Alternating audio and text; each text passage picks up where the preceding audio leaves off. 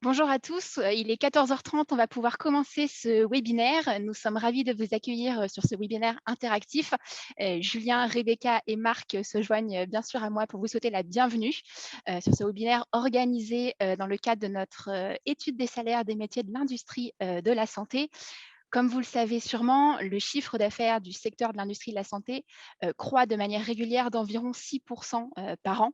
C'est indéniable, la crise sanitaire que nous traversons actuellement a propulsé au premier plan le monde de la santé. En perpétuelle évolution face aux différents progrès de la médecine et aux réglementations qui évoluent, le secteur pharmaceutique doit sans cesse se renouveler et de nouveaux métiers voient le jour. Pour illustrer ces différentes mutations, Morgan Phillips Group a décidé d'établir un état des lieux le plus fiable possible des tendances, salaires et turnover des différents métiers de l'industrie de la santé. Pour celles et ceux qui ne nous connaîtraient pas, Morgan Phillips est un groupe international spécialisé en acquisition de talents et en conseil en gestion des talents. Il y a quelques semaines, Morgan Phillips Group en France, représenté par ses 3 marques de recrutement, représentées également ici sur ce webinaire, à savoir Fight, Morgan Phillips Executive Search et Morgan Phillips Interim Management, a publié une étude des salaires dans laquelle une trentaine de fonctions de l'industrie pharma ont été passées au crible. Donc, comment on a procédé pour effectuer cette étude des salaires? Tout d'abord, notre étude se fonde sur sur les centaines d'entretiens candidats effectués par nos experts en recrutement Life Science, ainsi que sur les différentes missions réalisées pour nos clients au cours des 12 derniers mois en France. Évidemment, cette étude ne serait rien sans les informations précieuses provenant de notre base de données mondiale et évidemment par des chiffres provenant de nos job boards partenaires, qu'ils soient généralistes comme cadre emploi ou spécialisés comme l'EM ou encore annonce médicale. Bien entendu, on a également pris en compte les données issues des réseaux sociaux comme LinkedIn, notamment réseau social professionnel numéro 1 dans le monde. Pour ceux qui n'auraient pas encore pris connaissance de notre étude des rémunérations, nous vous la mettrons dans le chat et également, vous pouvez la retrouver dans l'invitation que vous avez reçue par email, envoyée par Marion Tonard, moi-même dernièrement. Donc, afin de compléter cette étude et dans le cadre de cette étude, nous avons souhaité aujourd'hui donner la parole à nos 3 experts en recrutement Life Science ici présents, afin qu'ils répondent à vos différentes questions. Je vais donc laisser la parole à Rebecca, Marc et Julien afin qu'ils se présentent. Bonjour à tous, je suis Rebecca Gerbert, je suis directrice associée au sein du cabinet Morgan Phillips. Je suis en charge de la practice santé sur l'activité intérim management. J'ai rejoint le cabinet Morgan Phillips il y a 2 ans et auparavant, j'ai passé une dizaine d'années en cabinet de recrutement dédié à la santé. Aujourd'hui, j'accompagne mes clients, donc laboratoires pharmaceutiques, établissements de soins, start-up en e-santé, etc., sur leurs problématiques de recrutement en urgence, recrutement remplacement au pied levé. Alors concrètement, l'intérim management, on est dans des contextes soit de management relais, donc intérim cadre, hein, où on va pouvoir mettre à disposition un manager pour assurer une continuité d'activité dans le cadre d'une vacance de poste suite à un congé maternité ou un arrêt maladie. Également sur des missions de transition, où là, on est davantage dans des contextes de crise ou de transformation de l'entreprise et où on va mettre donc un manager de transition à disposition chez notre client pour pouvoir accompagner la phase de transition. En termes de fonctions, nos managers de transition sont des cadres dirigeants et des experts.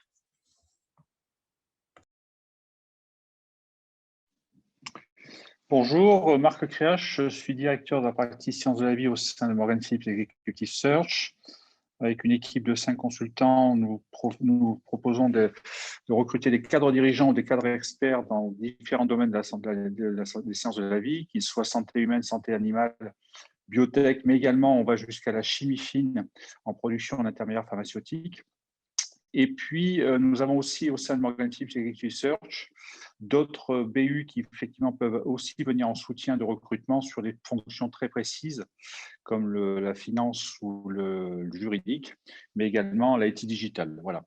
Donc, nous faisons des recrutements de cadres dirigeants ou de cadres experts sur les domaines de compétences dont on parle aujourd'hui. Voilà.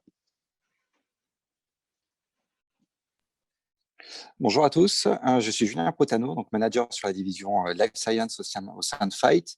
Fight, c'est le cabinet de middle management du groupe Morgan Phillips, c'est-à-dire qu'on va intervenir sur du recrutement de candidats qui vont du cadre junior au cadre confirmé, que ce soit pour des recrutements, pour des postes permanents ou temporaires, c'est-à-dire qu'on intervient aussi bien sur des contrats en intérim qu'en CDD ou en CDI. Fight va être organisé par ligne de métier ou ligne de secteur. Parmi ces différentes lignes, il y a une ligne Life Science donc, que je gère. Dans cette division Life Science, on va recruter aussi bien pour les industries pharmaceutiques que pour les entreprises de dispositifs médicaux, de biotechnologie, mais aussi tout le monde de la santé-médecine, les laboratoires cosmétiques également, tout cet univers qui gravite autour des life science.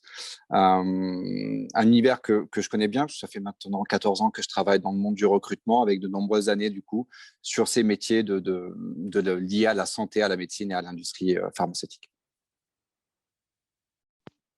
Merci à tous les trois. Avant de rentrer dans le vif du sujet, petit aparté sur l'organisation de ce webinaire.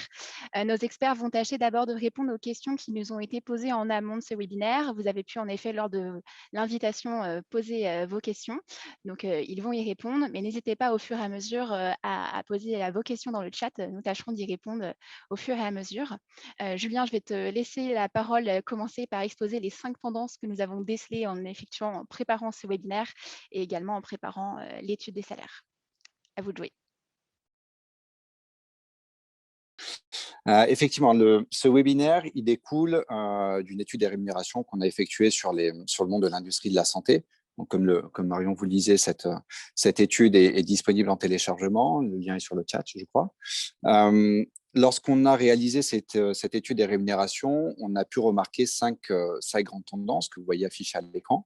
La digitalisation des métiers de la santé, évidemment, qui représente aujourd'hui une activité très importante de cette industrie. Alors, Rebecca y reviendra plus longuement tout à l'heure. On a également remarqué une pénurie très importante. Alors, elle est globale sur tous les métiers de l'industrie de la santé, mais elle est encore plus importante sur les fonctions opérationnelles très techniques. Et du coup, alors c'est sûrement une manière d'y répondre. On remarque que les industries de santé deviennent des structures de plus en plus agiles pour répondre justement à ces différents sujets. Et bien sûr, dans une tendance générale, une des grandes tendances qu'on a remarquées, c'est la hausse du télétravail. Je ne vais rien vous apprendre avec l'année 2020 qu'on a traversée. Et toujours un aspect de savoir-être qui était déjà primordial et qui l'est encore de plus en plus du coup aujourd'hui. Du coup, ce qu'on a remarqué également, c'est que les questions que vous nous avez posées en amont de ce webinaire étaient totalement corrélées avec ces grandes tendances. Alors, c'est la preuve qu'on n'a pas fait trop d'erreurs dans notre étude des rémunérations, c'est plutôt rassurant.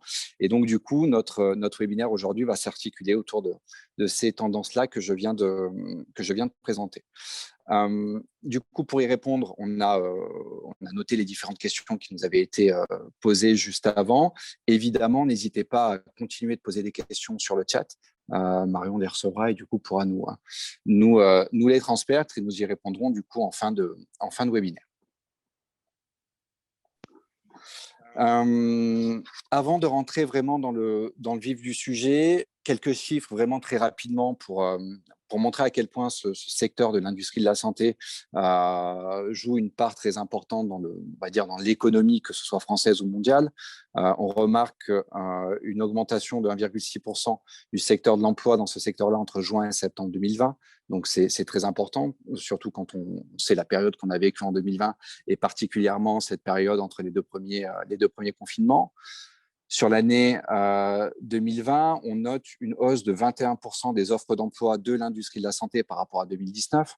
Là, encore une fois, avec la période qu'on a traversée, c'est un secteur d'activité qui n'a pas vraiment reculé, bien au contraire, et c'est d'autant plus flagrant quand on englobe toute la santé-médecine, c'est-à-dire toutes les fonctions médicales et paramédicales. 661% d'offres d'emploi en plus entre 2019 et 2020 quand on regroupe toute la part santé-médecine, c'est vous dire l'importance du secteur aujourd'hui. La France reste le premier producteur européen de médicaments en 2020, ça reste le troisième producteur de médicaments mondial. Encore une fois, ça soulève l'importance de cette industrie aujourd'hui. On a aussi remarqué, par rapport aux différentes études qu'on a pu mener, que l'industrie pharmaceutique a augmenté de 10% son taux de production entre juin 2020 et juin 2019. Donc là, pareil, avec une crise sanitaire qui est passée par là, un confinement qui est passé par là, on note quand même une hausse de ces activités-là. Et voilà, un chiffre qui va tout résumer, 60 milliards d'euros de chiffre d'affaires en France en 2019 pour l'industrie pharmaceutique, dont 50% qui est réalisé à l'export. On n'a pas encore les chiffres fiables, on va dire, de 2020, donc on nous a mis celui de 2019. Et voilà, ça vous donne encore une fois l'importance et la volumétrie de ce secteur-là. En démarrant donc du coup par rapport aux différentes questions qu'on a pu poser, il y a un sujet évidemment qui revient. Alors, sans vouloir s'éterniser dessus et sans apporter le négativisme de la crise de la Covid-19, parce qu'on en parle tous depuis maintenant un an. Le but n'est pas de s'apitoyer sur notre sort lié à cette crise pour les différentes industries qui existent. C'est valable pour l'industrie de la santé et pour toutes les autres. Mais on est quand même bien obligé d'en parler. Ça fait aujourd'hui partie de notre quotidien. Ça fait partie aussi de notre organisation. Par exemple, aujourd'hui, on a pris soin de s'espacer tous de 3 mètres pour respecter les gestes barrières. Donc voilà, c'est vraiment quelque chose qui nous accompagne au quotidien. Mais ça nous paraissait important de quand même relever quelques points, et ça a été le sujet de vos questions, liés à l'impact de la Covid-19 sur le marché de l'emploi, et notamment le marché de l'industrie de la santé. Anne-Sophie nous demandait quels étaient les métiers qui ont été impactés par la crise. J'ai envie de dire à la fois tous et à la fois aucun. Tous dans le sens où tout le monde a dû se réorganiser, tout le monde a dû proposer des solutions innovantes par rapport à la crise, par rapport au confinement. Il y a des structures qui ont dû fermer parce qu'elles n'étaient plus accessibles au public. Il y a eu des changements de réglementation des suites de ce Covid-19. Il y a eu des priorités de production dans les industries pharma qui ont été importantes, évidemment, pour pallier justement à cette crise. Pour vous donner un exemple très concret, aujourd'hui, un délégué commercial qui travaillaient dans le secteur de l'optique pendant la crise, à partir du moment où les opticiens ont dû fermer leurs portes. Et évidemment, du coup, ça a remis en question leur fonctionnement et leur activité. Alors, ça a évolué, les portes ont réouvert. Mais forcément, selon les métiers, il y a eu un impact de la crise sur absolument tous les métiers et toutes les organisations. Maintenant, les métiers qu'on a pu lister dans notre étude des salaires, ils sont relativement nombreux. Ces métiers-là existaient avant la crise, ont continué d'exister pendant la crise et continuent d'exister aujourd'hui et continueront d'exister à la sortie de la crise. Donc, en ce sens-là, pas eu vraiment d'impact, si ce n'est sur les activités en elles-mêmes. Ce qu'a pu apporter la crise, pour voir du positivisme dans cette crise-là, c'est certains métiers qui ont existé ou en tout cas qui sont mis sur le devant de la scène. Je pense par exemple au métier de contact tracking dans le cadre de la Covid-19, ou des postes de Chief Covid Officer qui ont été créés au sein des entreprises pour respecter l'ensemble des mesures liées aux gestes barrières et à la Covid d'une manière générale. Il y a une question qui nous a été également beaucoup posée, c'est quelle activité pour les laboratoires depuis le début de la crise, posée par Franck. L'activité des laboratoires, elle a évidemment changé. Alors déjà, il faut distinguer 2 types de laboratoires. Est-ce qu'on parle du laboratoire d'analyse médicale, qui est le laboratoire où vous allez faire vos analyses sanguines, par exemple, vos tests PCR, typiquement, et les laboratoires, je dirais, pharmaceutiques et les entreprises de dispositifs médicaux ou autres qui sont dans la production du médicament ou du dispositif médical. Les laboratoires d'analyse médicale, je ne vais rien vous apprendre sur le fait qu'ils sont une activité qui a complètement explosé du fait de la crise de la Covid-19 par l'ensemble des tests qui étaient nécessaires d'effectuer, les tests PCR, les tests sérologiques, les tests antigéniques, etc. Donc, effectivement, je pense que vous en avez tous rendu compte, ne serait-ce que parce qu'on a tous dû passer, je pense, à un moment ou à un autre, par un laboratoire pour se faire tester, ou tout simplement, en marchant dans la rue, on voyait les files d'attente interminables devant ces laboratoires. Donc, effectivement, ces laboratoires-là ont connu un boom de leur activité et ont été surchargés pendant de nombreuses semaines et de nombreux mois. Les laboratoires pharmaceutiques, je dirais, eux, ont priorisé leurs activités, ont dû réorienter les priorités de leur activité. J'ai envie de parler de la course contre le vaccin, qui a été évidemment une activité importante de ces laboratoires-là. Ils ont recentré leur recherche, ils ont recentré j'ai envie de dire, les sujets qu'ils traitaient pour trouver des solutions par rapport au vaccin, pour fabriquer des masques pour les entreprises de dispositifs médicaux. Donc voilà, l'impact a été vraiment sur une hausse des activités pour les laboratoires d'analyse médicale et une réorientation, je dirais, une repriorisation des activités pour les laboratoires de pharmaceutiques ou d'EDM, même si leur activité courante a évidemment continué d'exister.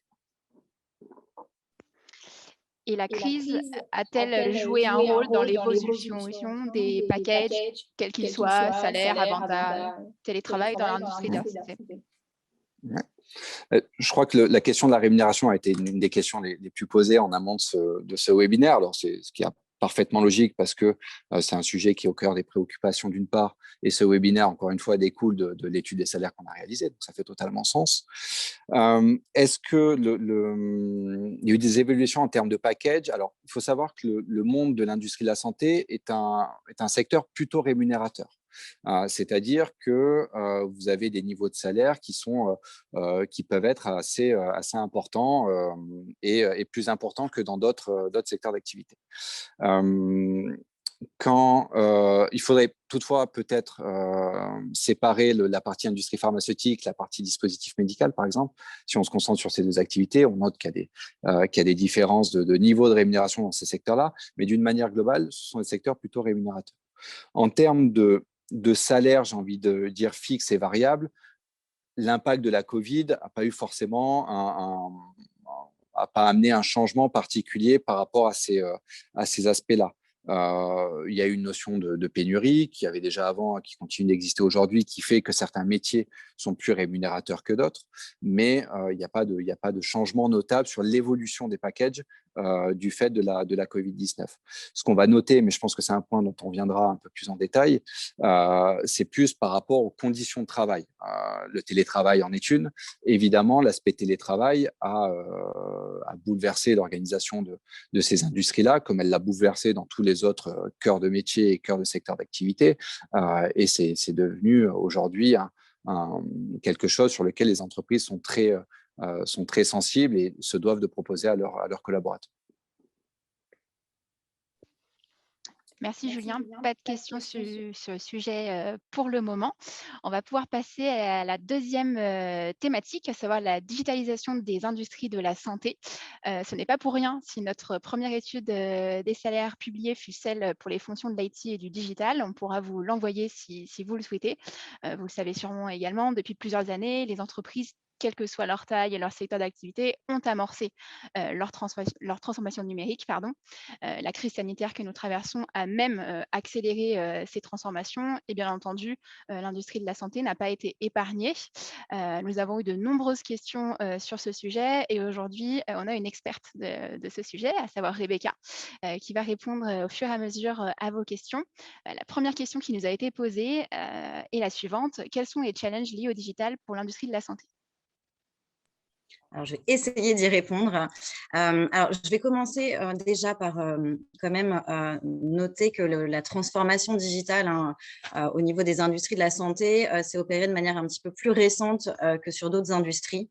On le comprend très bien du fait des contraintes réglementaires du secteur.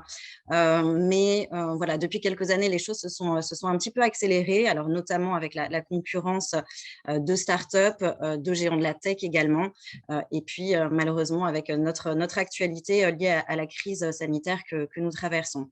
En termes de challenge, moi je les situe à plusieurs niveaux. Donc d'une part, par rapport aux patients, d'autre part par rapport aux professionnels de santé, et ensuite au niveau de l'organisation interne des acteurs de l'industrie de santé.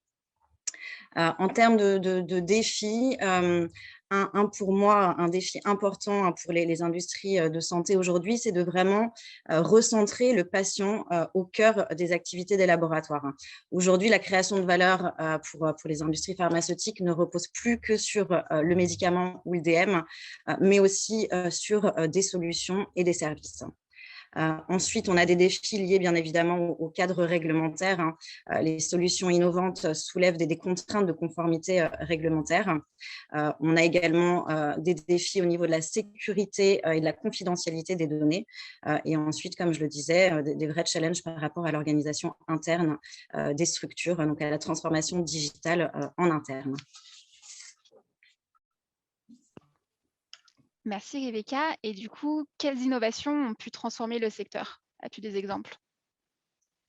Alors, en premier lieu, c'est vrai que les nouvelles technologies permettent notamment de mieux connecter les patients aux médecins et aux professionnels de santé, aux établissements de soins.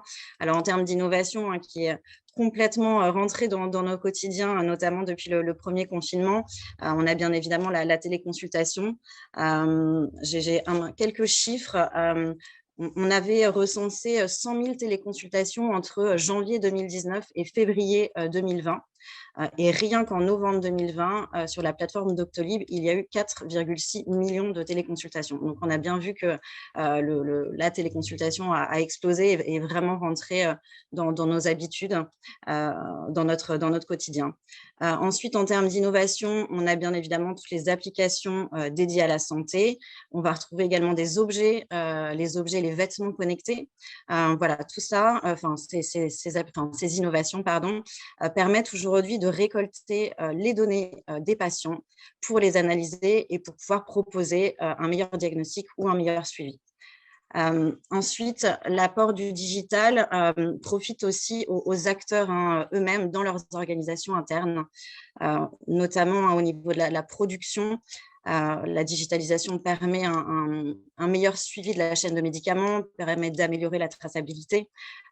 Et ensuite, sur un sujet d'actualité également sur le vaccin, la digitalisation permet de collecter et d'analyser plus rapidement les données des essais cliniques et permet d'accélérer la découverte de nouveaux vaccins. Merci Rebecca. Et peux-tu nous dire comment l'industrie de la santé a-t-elle transformé certains de ces métiers, notamment pour s'adapter aux nouvelles technologies? Alors, en effet, certains métiers dits traditionnels des industries de santé ont dû se réinventer. Alors, pour en citer quelques-uns au niveau, par exemple, du marketing, c'est vrai que les nouvelles technologies ont démocratisé l'accès à l'information médicale. Aujourd'hui, il est important de pouvoir informer le patient en temps réel, de pouvoir interagir avec lui de manière différente. Alors, certains laboratoires ont très bien compris l'intérêt du digital en termes d'image. On voit aujourd'hui des sites ou des blogs qui permettent aux patients de pouvoir apporter des témoignages et aux industries de santé, aux labos, de pouvoir apporter justement des contenus ludiques et informatifs. Un autre métier qui s'est digitalisé, c'est les forces de vente. Aujourd'hui, la collecte et la gestion des données clients permet vraiment d'avoir une connaissance plus fine de ceux-ci.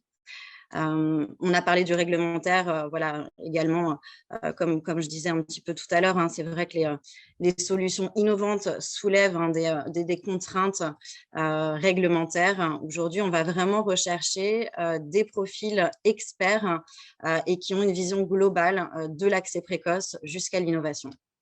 Voilà, donc tout ça pour dire que voilà, les métiers traditionnels se sont réinventés et qu'on cherche aujourd'hui de plus en plus en fait, de profils hybrides qui allient connaissance des enjeux de santé, du patient et des technologies de pointe.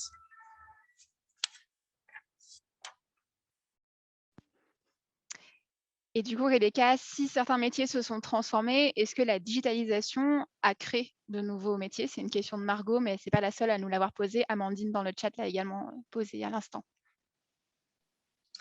Alors, en termes de nouveaux métiers, on va surtout retrouver en fait des profils experts de la data, des objets connectés ou de l'intelligence artificielle.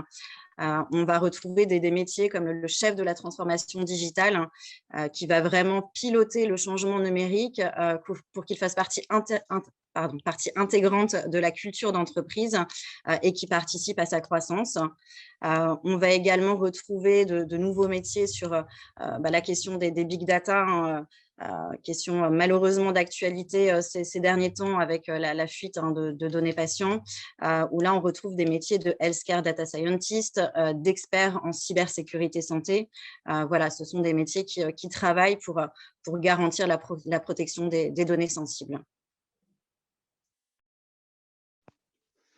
Merci beaucoup, Rebecca, sur la partie digitalisation de santé. On va maintenant passer à la phase, la transformation de la recherche. Et cette fois, c'est Marc qui va pouvoir nous aiguiller sur ce sujet. La première question a été posée par Foued. Quel est l'impact de l'expansion des biotech sur la recherche ? Alors, l'expansion des biotech, elle ne date pas de la crise du Covid, elle est déjà très antérieure à la crise du Covid. En fait, elle est due à des évolutions de thérapies qui sont très gourmandes en capitaux, effectivement, qui nécessitent de faire appel à des fonds privés pour effectivement financer cette recherche-là. Donc, les laboratoires n'ayant pas non plus les moyens financiers pour, je dirais, développer tout type de thérapie, il y a eu des créations de biotech, de structures plus agiles, on va dire ça comme ça, effectivement, qui font appel à des fonds privés ou dans certains cas publics pour financer de la recherche, avec un taux de réussite qui est ce qu'il est dans la recherche, hein, il n'est pas garanti à 100%. Et effectivement, et les laboratoires prennent le relais dans un deuxième temps pour supporter ces évolutions techniques, soit en faisant les études cliniques, soit en assurant les aspects réglementaires.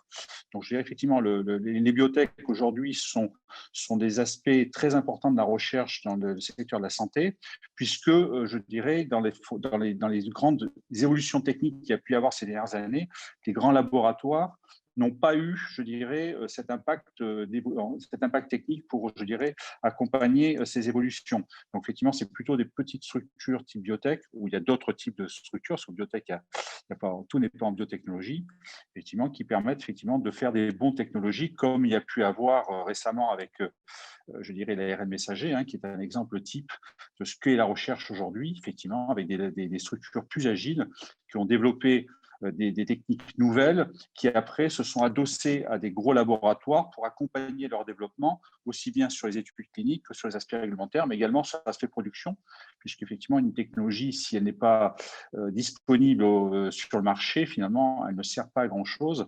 Donc effectivement, on est plutôt dans un partenariat entre structures agiles qui appellent des fonds privés au plus public et effectivement avec des gros laboratoires qui les accompagnent dans leur développement.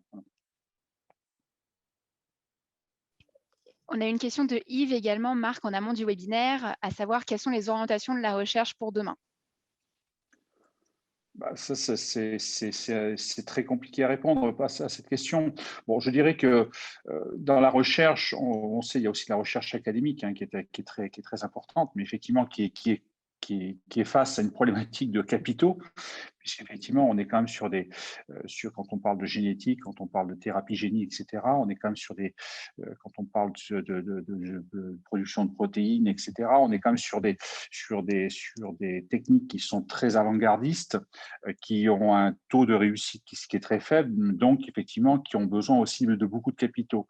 Donc, je dirais que vous dire demain comment va être la recherche ou quelles sont les tendances de la recherche pure demain, c'est impossible à dire, hein, parce qu'effectivement, c'est la recherche effectivement de base, effectivement, et de fait assez incertaine.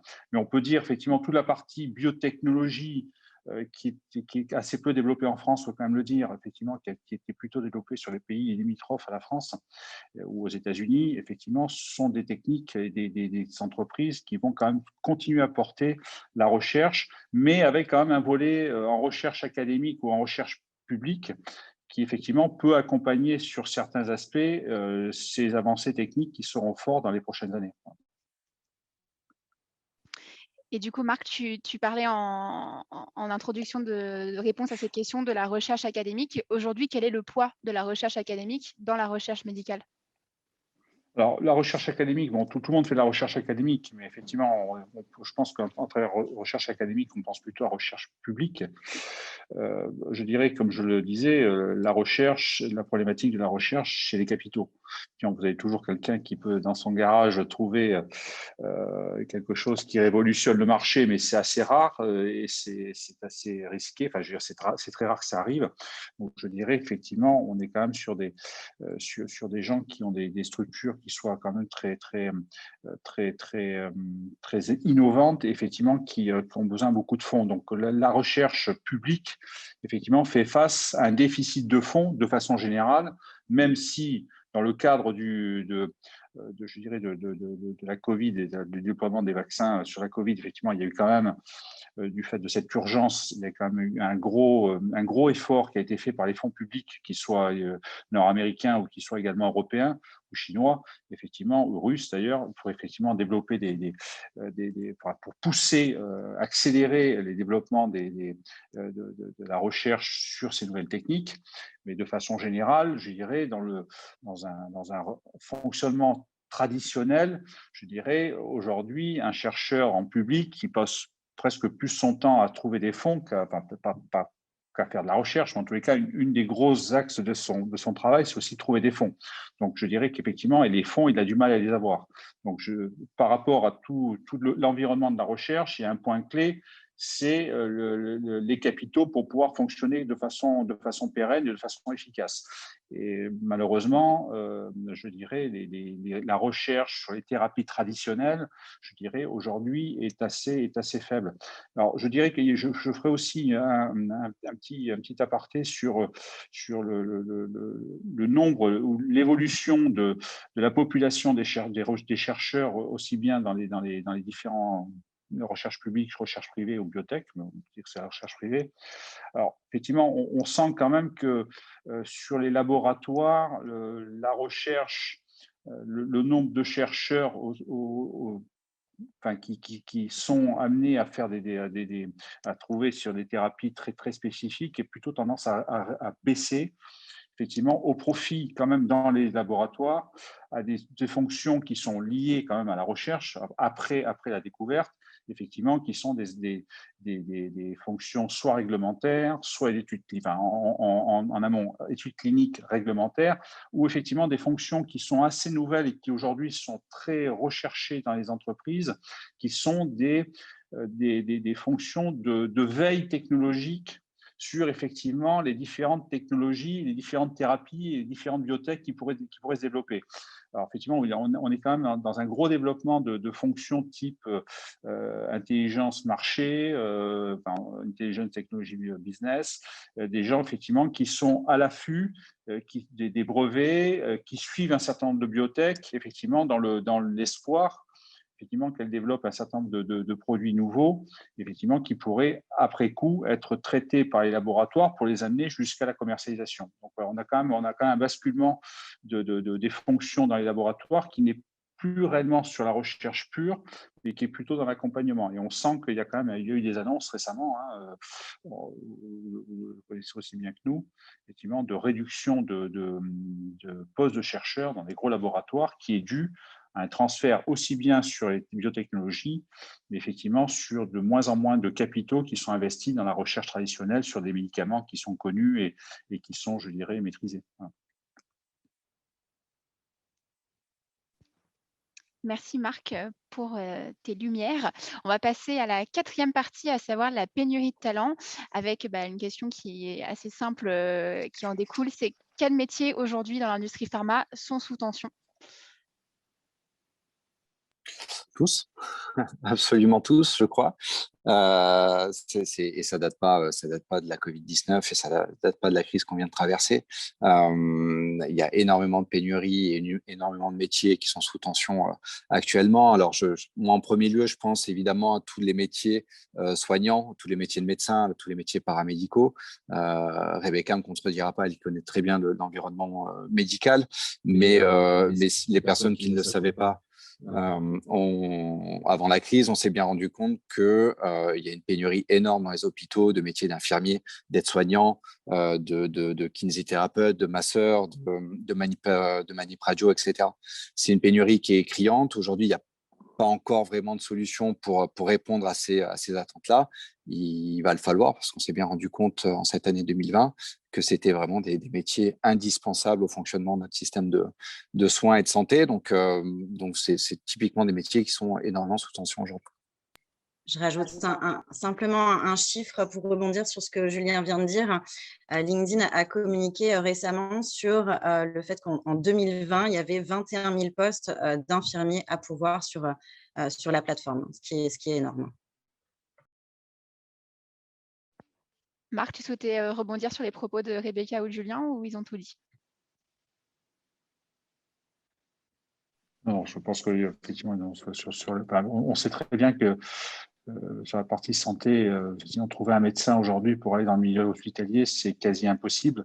Trouver un médecin du travail dans une entreprise, c'est quasi impossible aussi, enfin quasi impossible. C'est très compliqué, puisqu'effectivement, je dirais de toute façon, là, que ce soit sur les fonctions génériques ou qu'elles soient sur les fonctions opérationnelles ou techniques, la problématique vient aussi de l'amont, la formation. Donc, je dirais que moins vous avez dans le pipe, vous avez de personnes qui sont formées, qui souhaitent aller sur ces métiers-là, et parce qu'on le sait très bien, ces dernières années, enfin même ces 10 ou 20 dernières années, les métiers techniques ou les métiers d'industrie ou les métiers effectivement liés à la santé n'étaient pas des métiers qui étaient très valorisés, donc il y avait peu de gens qui y allaient. Donc automatiquement, si dans le pipe du haut, vous avez de moins en moins de potentiel, de candidats potentiels, en bas, quand la demande est forte, et c'est le cas aujourd'hui sur les fonctions très techniques et sur le milieu hospitalier, effectivement, au bout d'un moment, vous êtes dans un goulet d'étranglement où vous n'arrivez pas à trouver de candidats, où effectivement, ils sont beaucoup trop chers, et c'est eux qui drivent, on va dire, le marché du recrutement sur ces fonctions-là. Je me permets, je fais juste aussi sur les métiers de la data, pour revenir un petit peu sur ma partie. Mais les métiers de la data sont aussi, alors on peut peut-être pas parler de pénurie, mais en tout cas, c'est des métiers aujourd'hui qui sont très en demande et difficiles à attirer pour les industries de santé. Alors, les choses commencent à changer, hein, mais c'est vrai que voilà, l'image des laboratoires pharma, de l'industrie de la santé n'était pas forcément celle de dynamisme et d'innovation et n'attirait pas forcément les métiers du numérique et de la data. Les choses changent bien évidemment depuis quelques temps, mais on est toujours sur voilà, une problématique voilà, pour attirer ces compétences-là. Il y a un dernier point aussi, c'est quand on parle de pénurie, il y a une pénurie des métiers, il y a une pénurie aussi qui est liée à la zone géographique. On est dans une industrie. Qui dit industrie dit la nécessité d'avoir des sites assez importants en termes de taille, des sites de production par exemple. Ces sites-là, bah, évidemment, vous ne pouvez pas forcément les avoir uniquement dans les grandes villes. Les entreprises s'installent en région et il y a toujours une pénurie liée à la localisation géographique de ces sites-là. Donc là, les entreprises travaillent beaucoup pour être attractives géographiquement. Et si la crise de la Covid-19 a bien aidé à quelque chose, c'est dans le développement du télétravail. Et c'est une manière de répondre à cette problématique-là. Donc ça aura apporté au moins cet aspect-là.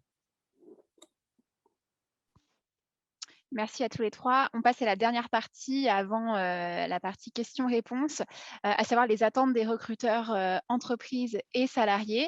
Alors, ça peut être spécifiquement au secteur de l'industrie pharma, mais pas que. On va avoir vos avis experts en tant que recruteurs. Et la première question, c'est aujourd'hui, quelles sont les exigences des recruteurs/entreprises ?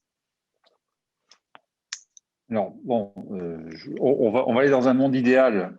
Quelles sont les exigences d'un recruteur et d'une entreprise? Parce qu'effectivement, le recruteur représente les intérêts de son client, donc les intérêts de l'entreprise. Il souhaite avoir un candidat qui présente des compétences techniques fortes, qui respecte ou qui adhère aux valeurs de l'entreprise, qui soit mobile et qui soit dans le budget. Voilà, on a dépeint un profil idéal. Donc, en réalité, je dirais, recruter quelqu'un, c'est faire des choix des deux côtés. Le candidat fait des choix et l'entreprise fait aussi des choix. Alors aujourd'hui, il faut quand même le dire, c'est que depuis la Covid, il y a quand même une problématique très forte de mobilité des personnes qui sont non pas. Il y a eu toujours une problématique de mobilité locale, effectivement, entre régions, interrégions. Mais aujourd'hui, on sent quand même que les gens sont un peu frileux pour changer d'entreprise, qui peut se comprendre hein, par rapport à un environnement assez anxiogène. Donc, les gens n'ont pas vocation, ont peur de changer aujourd'hui d'environnement ou de travail ou d'entreprise. Donc, clairement, ça pose une problématique, effectivement, pour les entreprises d'attirer des talents aujourd'hui. De façon générale, un recruteur, une entreprise fera souvent l'impasse sur pas complètement une des quatre compétences que je viens de citer, c'est que compétences techniques, valeurs, mobilité et budget, mais il y a une compétence sur laquelle elle ne reviendra pas, c'est effectivement l'adhésion aux valeurs de l'entreprise. Puisqu'on a toujours en tête de dire effectivement la personne qui techniquement ne maîtrise pas complètement les attendus du poste, mais a tous les éléments ou les compétences environnantes pour répondre aux besoins à terme, elle va acquérir de la compétence, elle sera à même à terme de répondre aux attendus du poste. La mobilité, effectivement, si la personne veut venir, ce n'est pas le sujet. Mais effectivement, si la personne ne colle pas aux valeurs de l'entreprise, on sait que c'est clairement voué à l'échec très rapidement. Donc, je dirais qu'il y a quand même un point qui n'est pas plus facile. Hein, c'est d'ailleurs pour ça que nos clients et nos partenaires font appel à nous. Effectivement, le plus compliqué, c'est de savoir, en, je dirais, deux ou trois interviews de 1 heure ou 2 heures, est-ce que la personne va, je dirais, adhérer ou va matcher, comme on dit, avec les valeurs de l'entreprise. Et effectivement, ça, c'est le point sur lequel les entreprises sont toujours très, très regardantes, à juste titre. Et effectivement, c'est aussi notre travail, effectivement, d'arriver à bien étudier les comportements et la personnalité des différents candidats pour faire en sorte que ces candidats répondent et sincères et s'intègrent parfaitement dans l'entreprise. Mais ce n'est pas facile. Deuxième question, quelles sont les compétences aujourd'hui qui sont les plus recherchées dans le secteur? Alors aujourd'hui, c'est vrai que plus qu'un diplôme, hein, je reviens sur ce que disait Marc, plus qu'un diplôme, on va vraiment chercher des profils qui ont une réelle connaissance de l'écosystème, du marché, de la réglementation, mais surtout des profils qui ont une capacité à travailler en transverse, qui ont une capacité d'adaptation, qui savent travailler en mode projet, qui savent faire preuve de créativité. Enfin voilà, c'est vraiment tout l'enjeu aujourd'hui, plus qu'un diplôme, une expertise. C'est vraiment cette capacité d'adaptation, cette agilité. Et comme le disait Marc, c'est vraiment voilà, le match entre une entreprise, une culture d'entreprise, un candidat et ses valeurs.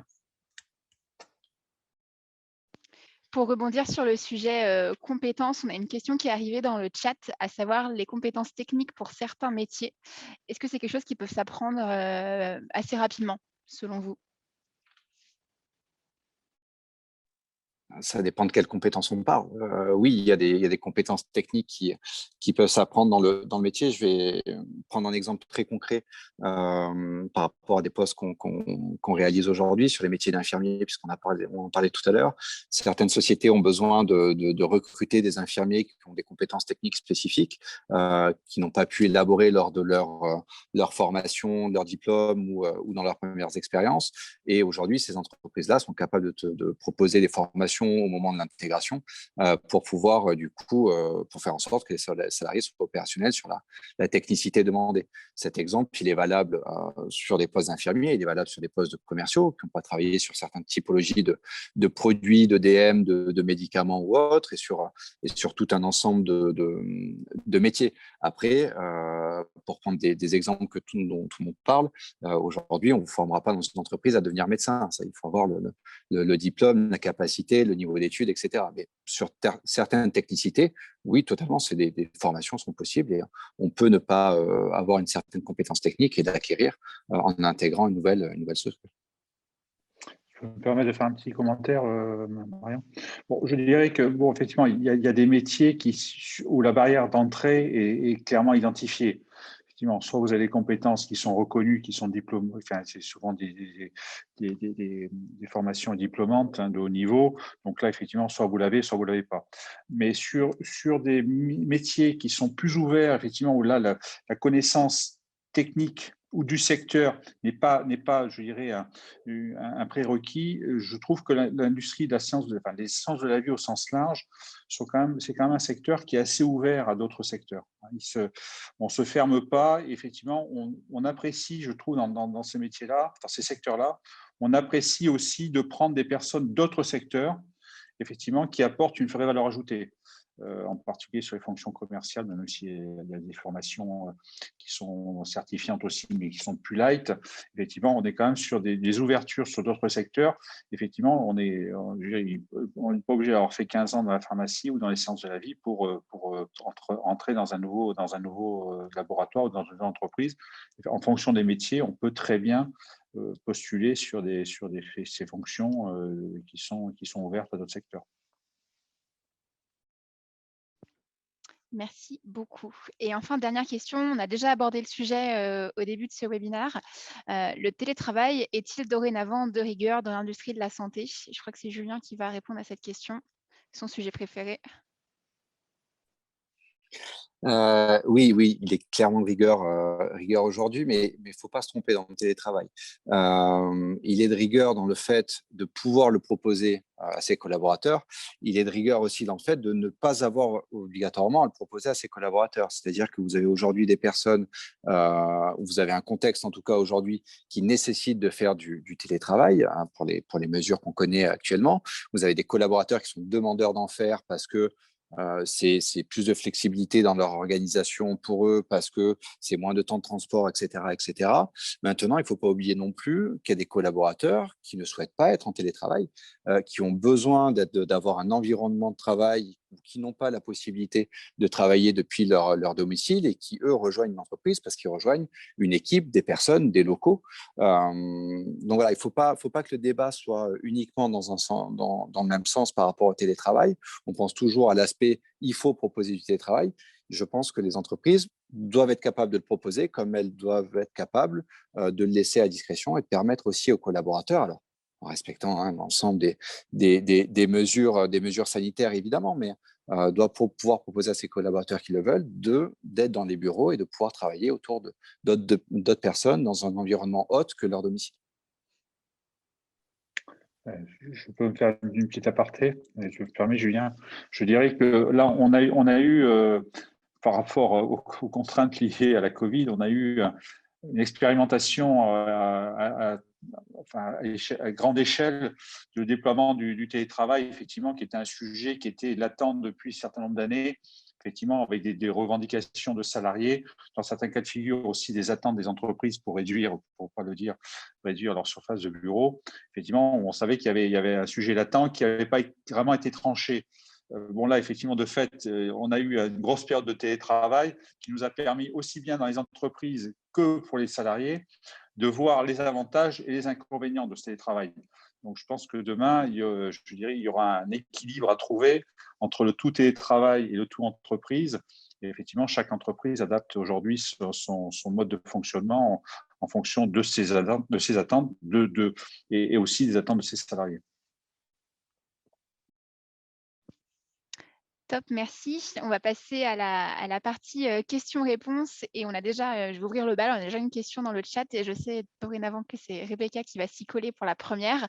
Romain nous a posé une question sur les sujets de management de transition. Donc Rebecca, tu es clairement la mieux placée ici pour y répondre. Est-ce que tu as, bien sûr en respectant la confidentialité de nos clients, aurais-tu quelques exemples de missions-projets dans l'industrie pharma? Alors, bien évidemment, en gardant la confidentialité de nos clients. Donc, on a mené… Alors, l'industrie pharmaceutique s'est mis un petit peu plus tard, hein, à faire appel au management de transition que d'autres industries. Mais aujourd'hui, c'est vrai qu'on a beaucoup de demandes. Alors, ça peut être sur des missions plutôt, on va dire, on a beaucoup en ce moment de demandes sur des missions liées à la production, à la rationalisation de la production, à des sujets de refonte de la supply chain au sein de laboratoires pharmaceutiques. On va avoir également des missions sur de la coordination de projets stratégiques. Voilà, c'est des missions en fait, généralement, majoritairement, qui allient vraiment une demande d'une expertise alliée aussi au management. Il y a bien évidemment un gros sujet sur le management qui est attendu de la part des managers de transition. Ensuite, on a des missions entre guillemets sur des sujets plus, sur des métiers, on va dire, des industries pharma, sur des sujets sur de la direction des ressources humaines, sur la direction financière. Enfin, voilà, c'est assez varié comme type de projet, mais n'hésitez pas à revenir vers moi. Je serais ravie de pouvoir échanger plus en détail si vous avez un sujet intérim management. Rebecca, tu ne crois pas si bien dire, il y a encore une question pour toi, tu as la cote. Le marché du management de transition est-il présent dans le secteur de la santé? Bon, tu y as déjà un petit peu répondu. Et si oui, sur quel type de fonction? Et est-ce un marché en croissance? Alors, en effet, j'ai déjà un petit peu répondu sur la question de Romain. Donc, en effet, c'est venu un petit peu plus tardivement que pour d'autres industries.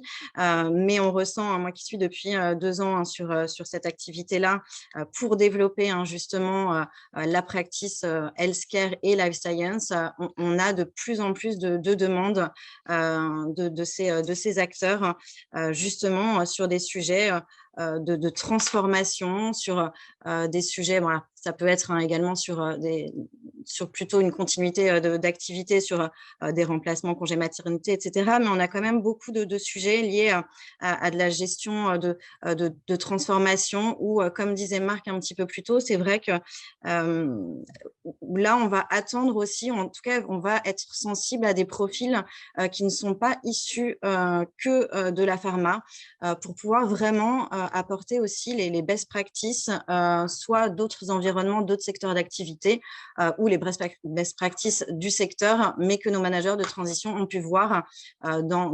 d'autres industries pharma. Je ne sais pas si j'ai répondu à toute la question ou s'il y avait une autre. C'est bon? Super. Nouvelle question, et je sais que la réponse de notre recruteur sera unanime. Avez-vous des opportunités valorisant la diversité des talents? À vous. Évidemment, elles le sont toutes, il n'y a pas de débat sur ces sujets-là. Toutes nos opportunités valorisent la diversité des talents, c'est indéniable. C'est déjà évidemment une obligation, et c'est juste pas un débat par rapport à notre position en tant que recruteur, par rapport à nos positions vis-à-vis de nos clients. Évidemment que tout est ouvert à la diversité, ça va de soi.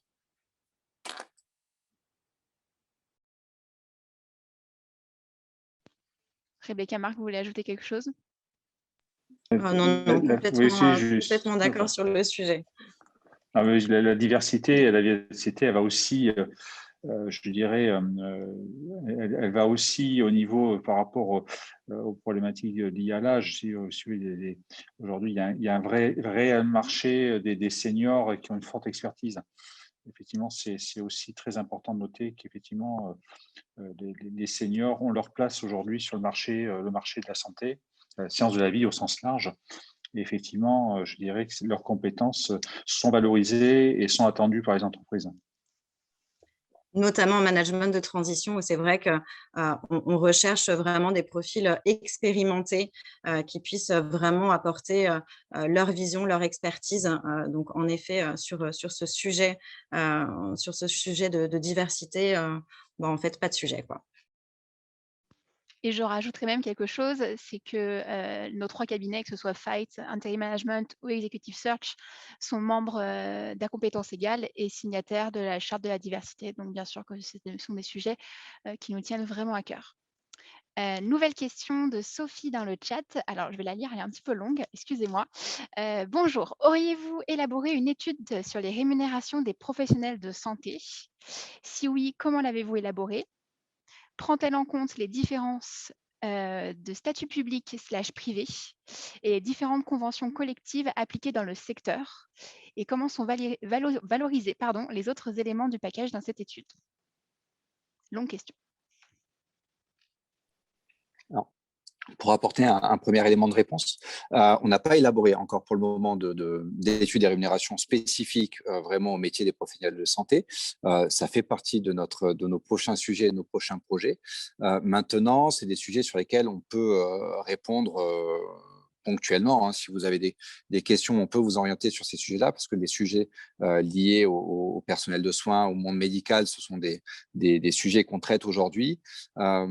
Sur la distinction publique et privée, côté public, c'est un peu plus simple parce qu'il y a un système de grille. Donc, si vous voulez, c'est des informations qu'on retrouve très facilement et qu'en plus de ça, qu'on a par rapport à nos différents entretiens, aux différentes missions réalisées sur ces métiers-là. Sur l'aspect privé, là, pas de grille, puisque les établissements et les entreprises sont libres de fixer leur rémunération, mais effectivement, on pourra vous faire un retour d'expérience par rapport à la moyenne des rémunérations pour tel métier donné dans ce secteur-là. Mais pour répondre globalement, non, pas encore d'études de rémunération, pas pour le moment, ça ne serait tardé. Et oui, effectivement, il faut faire cette distinction. Complètement. N'hésitez pas à nous solliciter sur ces sujets-là en attendant que la vraie étude des rémunérations puisse sortir.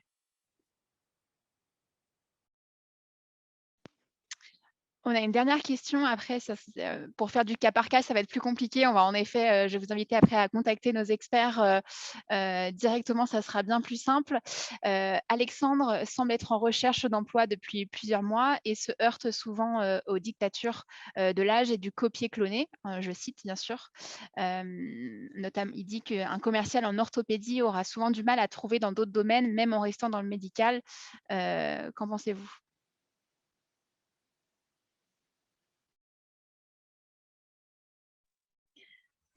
Alors, c'est vrai que je trouve, comme disait Marc tout à l'heure, que les choses ont quand même pas mal évolué ces dernières années. C'est vrai qu'avant, on recherchait je suis assez d'accord, hein, on était plutôt sur des recherches de profils un petit peu copier-coller. On avait une idée vraiment du parcours spécifique en pharma, etc.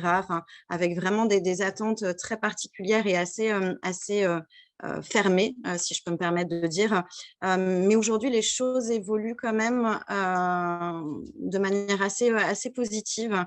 Nous, on le voit vraiment au quotidien. Et puis, c'est aussi notre rôle en tant que conseil auprès de nos clients de pouvoir présenter des candidats qui ne vont pas forcément correspondre exactement aux attentes, aux exigences, mais de pouvoir vraiment mettre en avant aussi un potentiel. Donc, en tout cas, n'hésitez pas vraiment à nous contacter directement aussi pour qu'on puisse éventuellement répondre à vos questions de manière un petit peu plus personnelle sur ce sujet. Il y a un point aussi, c'est qu'il y a certes les compétences techniques, mais on a parlé également en début de ce webinaire de soft skills. C'est un aspect de savoir-être, c'est un aspect qui est très important, qui est très recherché aujourd'hui par les entreprises et par les recruteurs. Donc, ce sont des choses évidemment à mettre en avant.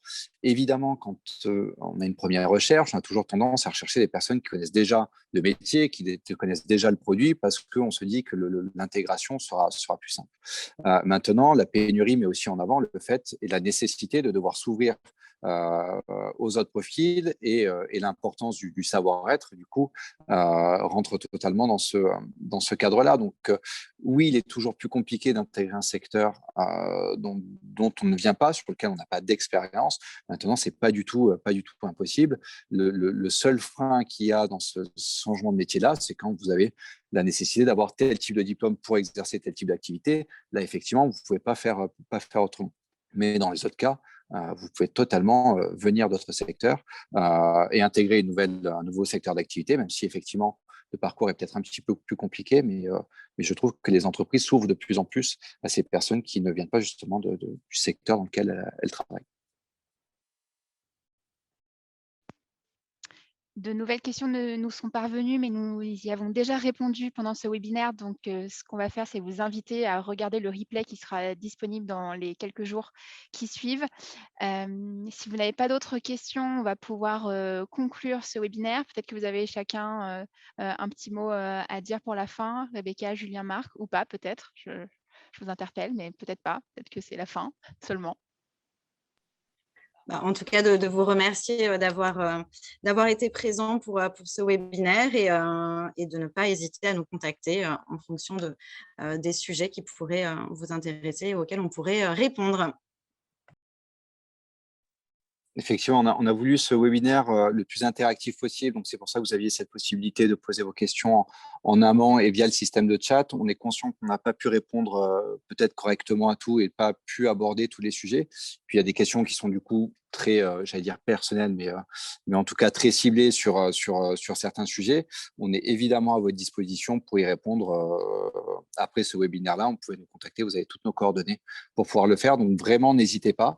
Ce sera un plaisir du coup de répondre. Et puis même pour nous, c'est toujours intéressant d'avoir la vision de tout le monde, que vous soyez recruteur, entreprise, candidat. C'est grâce à ces échanges-là que ça nous permet d'animer ce type de webinaire-là et apporter des réponses à tout le monde. Donc vraiment, n'hésitez pas. Oui, déjà, je remercie tout le monde, effectivement, d'avoir toutes les personnes qui ont participé à ce webinaire. Bon, je vais faire une étude de salaire sur le métier de la santé. C'est un travail qui est à la fois très intéressant, mais aussi très frustrant parce qu'effectivement, à travers 30 fiches de poste, vous avez qu'une vision très, très parcellaire des ensembles des métiers des sciences de la vie.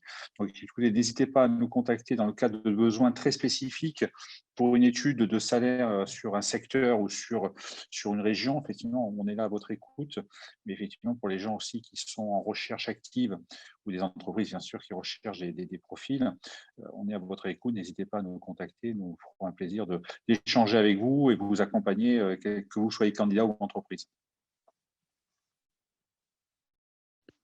Je ne vais pas être très originale. Je vais également remercier toutes les personnes qui ont suivi ce webinaire et remercier également, bien sûr, Rebecca, Marc et Julien qui ont co-animé, voire animé à 100% ce webinaire.